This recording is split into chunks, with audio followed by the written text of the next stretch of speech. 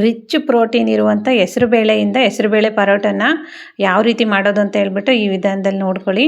ತುಂಬ ಚೆನ್ನಾಗಿರುತ್ತೆ. ಈ ರೀತಿ ಪರೋಟ ಮಾಡಿಕೊಟ್ರಂತೂ ಮಕ್ಕಳು ತುಂಬ ಖುಷಿಯಿಂದ ತಿಂತಾರೆ. ಹಾಗೆಯೇ ಮೊದಲನೇ ಸಲ ಯಾರೆಲ್ಲ ವಿಡಿಯೋ ಕ್ಲಿಕ್ ಮಾಡಿದ್ದೀರಿ ಪ್ಲೀಸ್ ಸಬ್ಸ್ಕ್ರೈಬ್ ಮಾಡ್ಕೊಂಡು ವಿಡಿಯೋ ನೋಡಿ.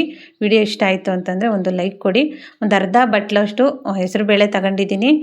ಒಂದು 3ರಿಂದ 4 ಗಂಟೆಗಳ ಕಾಲ ನೆನೆಸಿಡಬೇಕಾಗುತ್ತೆ. ಕ್ಲೀನಾಗಿ ಈ ರೀತಿ ಒಂದು 2 ಸಲ ತೊಳೆದು ಬೇರೆ ನೀರು ಹಾಕ್ಬಿಟ್ಟು ಒಂದು 3ರಿಂದ 4 ಗಂಟೆ ನೆನೆಸಿದರೆ ಸಾಕು. ತುಂಬ ಚೆನ್ನಾಗಿ ನೆನೆಯುತ್ತೆ. ನೆಂದಾದಮೇಲೆ ಇದನ್ನು ರುಬ್ಕೋಬೇಕಾಗುತ್ತೆ. ನೋಡಿ ಇಲ್ಲಿ ಈ ರೀತಿ ತೊಳೆದಿದ್ದೀನಿ. ತೊಳೆದ ತಕ್ಷಣ ಈ ರೀತಿ ಹಳದಿ ನೀರೆಲ್ಲ ಏನು ಗಲೀಜೆಲ್ಲ ಇರುತ್ತೆ ಎಲ್ಲನೂ ಕ್ಲೀನಾಗುತ್ತೆ. ನಂತರ 3ರಿಂದ 4 ಗಂಟೆ ನೆನೆಸಿದ್ದೀನಿ. ನೋಡಿ ಇಲ್ಲಿ ಈ ರೀತಿ ನೆಂದಿದ್ದು ಚೆನ್ನಾಗಿ ಬೇಗ ನೆಂದ್ಬಿಡುತ್ತೆ. ಹೆಸರುಬೇಳೆ ಬೇಗ ನೆನೆಯುತ್ತೆ.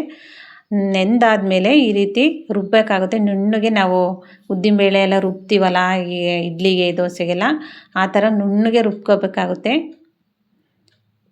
ನೋಡಿ ಇಲ್ಲಿ ತುಂಬ ಚೆನ್ನಾಗಿರುತ್ತೆ. ಭಾಳ ಒಳ್ಳೆಯದು ಆರೋಗ್ಯಕ್ಕಂತೂ. ಆಮೇಲೆ ಕ್ರಿಸ್ಪಿಯಾಗಿರುತ್ತೆ. ಟೇಸ್ಟಿನೂ ಕೂಡ ತುಂಬ ಚೆನ್ನಾಗಿರುತ್ತೆ. ಇವಾಗ ಒಂದು 5 ಹಸಿಮೆಣ್ಸಿಕಾಯಿನ ತಗೊಳ್ತಾ ಇದ್ದೀನಿ. ಬೇಕಂದರೆ ಖಾರದ ಪುಡಿನ ಹಾಕ್ಬೋದು, ಇಲ್ಲಾಂದರೆ ಹಸಿಮೆಣ್ಸಿಕಾಯಿ ಹಾಕಿದರೆ ಚೆನ್ನಾಗಿರುತ್ತೆ. ಹಾಗೆಯೇ ಸ್ವಲ್ಪ ಹಸಿ ಶುಂಠಿ ಹಾಗೆ ಹಸಿಮೆಣ್ಸಿಕಾಯಿ ಬೇಳೆ ನೆಂದಿರೋಂಥ ಬೇಳೆನ ಸ್ವಲ್ಪ ನೀರು ಹಾಕಿ ನುಣ್ಣಗೆ ರುಬ್ಕೋಬೇಕಾಗುತ್ತೆ. ನೋಡಿ ಇಲ್ಲಿ ಇವಾಗ ಇದನ್ನು ನುಣ್ಣಗೆ ರುಬ್ಬಿದ್ದಾದ ನಂತರ ಈರುಳ್ಳಿ ತಗೊಂಡಿದ್ದೀನಿ. ಒಂದು 3 ಈರುಳ್ಳಿ ತಗೊಂಡಿದ್ದೀನಿ. ದಪ್ಪ ಈರುಳ್ಳಿ ತಗೊಂಡು ಸಣ್ಣದಾಗಿ ಕಟ್ ಮಾಡ್ಕೋಬೇಕಾಗುತ್ತೆ. ನಮ್ಗೆ ಎಷ್ಟು ಬೇಕೋ ಅಷ್ಟು ತಗೋಬೋದು, ಜಾಸ್ತಿ ಬೇಕಾದರೆ ಜಾಸ್ತಿ ತಗೋಬೋದು. ಒಂದು 3 ಈರುಳ್ಳಿನ ಸಣ್ಣದಾಗಿ ಕಟ್ ಮಾಡಿದ್ದಾದಮೇಲೆ ಇವಾಗ ಗೋಧಿ ಹಿಟ್ಟು ತಗೊಂಡಿದ್ದೀನಿ. ಗೋಧಿ ಹಿಟ್ಟು ಒಂದು ಅರ್ಧ ಬಟ್ಲಷ್ಟು, ಒಂದು 3 ಟೇಬಲ್ ಸ್ಪೂನಷ್ಟು ಅಕ್ಕಿ ಹಿಟ್ಟು ತಗೊಂಡಿದ್ದೀನಿ. ಬೇಕಂದರೆ ಅಕ್ಕಿ ಹಿಟ್ಟು ಹಾಕ್ಬೋದು, ಇಲ್ಲಾಂದರೆ ಬರೀ ಗೋಧಿ ಹಿಟ್ಟಿಂದನೇ ಮಾಡ್ಬೋದು.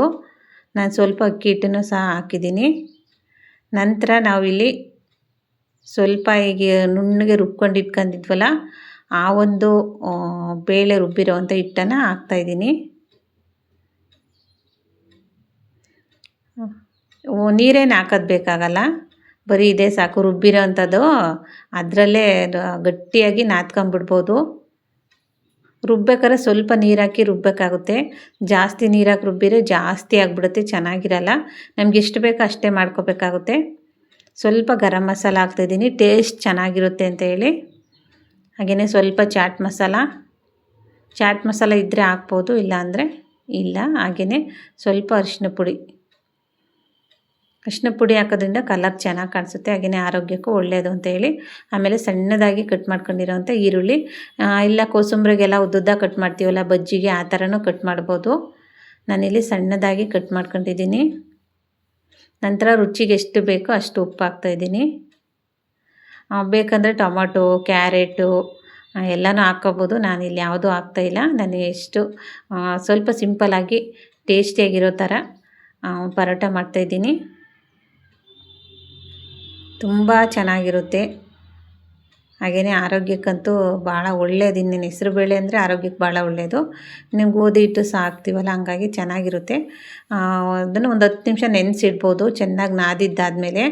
ಇಲ್ಲಾಂದರೆ ಆವಾಗಲೇ ತಕ್ಷಣವೇ ಬೇಕು ಪ್ರಿಪೇರ್ ಮಾಡಬೇಕಂದ್ರೆ ತಕ್ಷಣವೇ ಈ ರೀತಿ ರೆಡಿ ಮಾಡ್ತಾಯಿದ್ದೀನಿ. ನಾನು ಸಹ ಅಷ್ಟೇ ನೆನೆಯೋಕೆ ಇಡಲಿಲ್ಲ, ಬೇಗ ಆಗಲಿ ಅಂತ ಹೇಳಿ.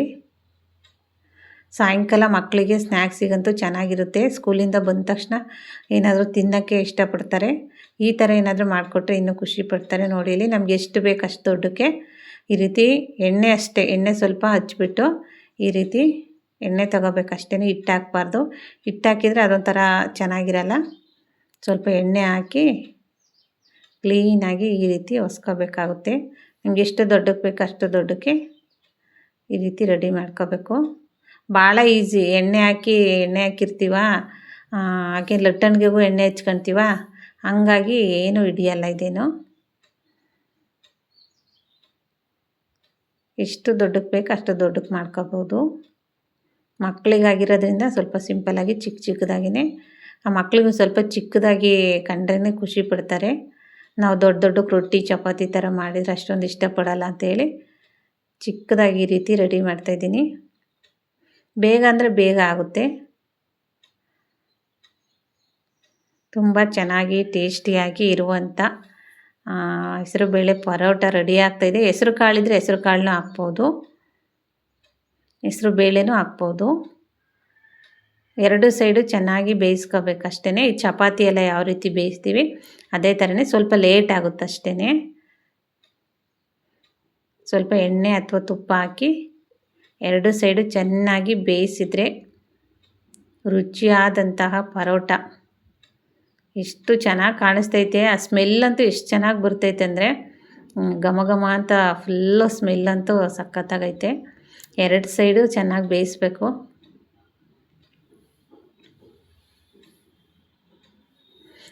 ಈ ಥರದ್ದು ತುಂಬ ಅಪ್ಲೋಡ್ ಮಾಡ್ತಿದ್ದೀನಿ ನಾನು. ಆ ಪರೋಟಗಳು ಯಾವ್ಯಾವ ಥರ ಅಂದರೆ ಮುಂಚೆ ಎಲ್ಲ ನಾನು ಮೊರಿಂಗಾ ಲೀವ್ಸ್ದು ಅದನ್ನು ಪರೋಟ ಅಪ್ಲೋಡ್ ಮಾಡಿದೆ, ಚೆನ್ನಾಗಿತ್ತು. ಇವಾಗ ಮೂಗ್ ದಾಲ್ ಸೀಡ್ಸ್ ಚೆನ್ನಾಗಿರುತ್ತೆ ನೋಡಿ. ಇಲ್ಲಿ ಎಷ್ಟು ಚೆನ್ನಾಗಿ ಕಾಣ್ತಾ, ನೋಡಿದರೆ ಒಂಥರ ಒಬ್ಬಟ್ಟೇನೋ ಅನ್ನೋ ಥರ ಕಾಣಿಸುತ್ತೆ. ಪರೋಟ ಇಷ್ಟು ಚೆನ್ನಾಗಿ ಕಾಣಿಸುತ್ತೆ ಅಂದರೆ ಆಮೇಲೆ ಶೇಂಗಾ ಚಟ್ನಿ ಅಥವಾ ಕಾಯಿ ಚಟ್ನಿ ಬೆಸ್ಟ್ ಕಾಂಬಿನೇಷನ್ ಅಂತಲೇ ಹೇಳ್ಬೋದು. ನಾನಿಲ್ಲಿ ಕಾಯಿ ಚಟ್ನಿ ಮಾಡಿದ್ದೀನಿ. ಬೇಕಂದರೆ ಸ್ವಲ್ಪ ಕಡಲೆ ಹಾಕಿ ಇಡ್ಲಿ ಎಲ್ಲ ಮಾಡ್ತೀವಲ್ಲ ಅದೇ ಥರ ಚಟ್ನಿ ಮಾಡಿದರೆ ಚೆನ್ನಾಗಿರುತ್ತೆ ನೋಡಿ. ಇಲ್ಲಿ ಇಷ್ಟು ಚೆನ್ನಾಗಿ ಹದವಾಗಿ ಪರೋಟ ರೆಡಿ ಆಯಿತು. ನೀವು ಸಹ ಇದೇ ರೀತಿನೇ ಮಾಡ್ಕೊಳ್ರಿ, ತುಂಬ ಚೆನ್ನಾಗಿರುತ್ತೆ. ಅದಕ್ಕಿಂತ ಮೊದಲು ಯಾರೆಲ್ಲ ಸಬ್ಸ್ಕ್ರೈಬ್ ಮಾಡ್ದೇನೆ ವಿಡಿಯೋ ನೋಡ್ತಾಯಿದ್ರೆ ಪ್ಲೀಸ್ ಸಬ್ಸ್ಕ್ರೈಬ್ ಕ್ಲಿಕ್ ಮಾಡಿ. ಇಷ್ಟ ಆಯಿತು ಅಂತಂದರೆ ಒಂದು ಲೈಕ್ ಕೊಡಿ ಅಂತ ಹೇಳ್ತಾ ಇವತ್ತಿನ ಈ ವಿಡಿಯೋನ ಮುಗಿಸ್ತಾ ಇದ್ದೀನಿ ಫ್ರೆಂಡ್ಸ್. ಇಷ್ಟೊತ್ತು ವಿಡಿಯೋ ನೋಡಿದವ್ರಿಗೆ ಎಲ್ಲರಿಗೂ ಕೂಡ ತುಂಬ ಧನ್ಯವಾದಗಳು.